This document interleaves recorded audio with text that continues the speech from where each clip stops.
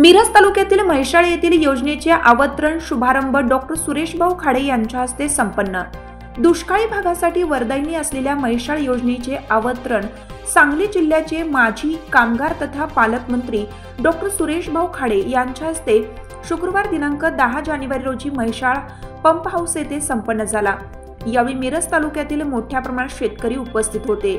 तर यावेळी बोलताना आमदार सुरेश भाऊ खाडे म्हणाले की शेतकऱ्यांना पाणी उपलब्ध करून देण्याची गरज प्रकर्षाने होती, तर पाणी वेळेत मिळाल्याने पुढील हंगामातील पिकेही चांगल्या पद्धतीने घेण्यास शेतकरी बांधवांना याचा नक्कीच लाभ होणार आहे।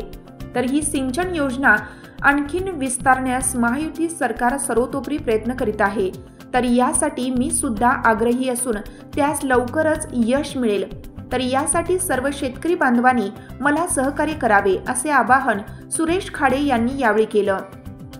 तर यावेळी उपस्थित मान्यवर लिंगनूर गावचे लोकप्रिय सरपंच पिंटू पाटील, उपसरपंच चंद्रकांत नाईक, आरग गावचे माजी उपसरपंच डॉक्टर अनिल कोरबू, सर्जेराव खटावे, पोपट माने, शिंदेवाडी, त्याचबरोबर मोठ्या संख्येने शेतकरी बांधव उपस्थित होते। हिरकणी न्यूज करिता सहसंपादक दिलीप बनसोडे, लिंगनूर। चालू घडामोडींचे अपडेट्स जाणून घेण्यासाठी आपल्या हिरकणी न्यूज चॅनलला सबस्क्राइब जरूर करा, लाईक करा, कमेंट करा आणि शेअर करा। बेल आयकॉनवर प्रेस करा आणि नोटिफिकेशन्स मिळवा।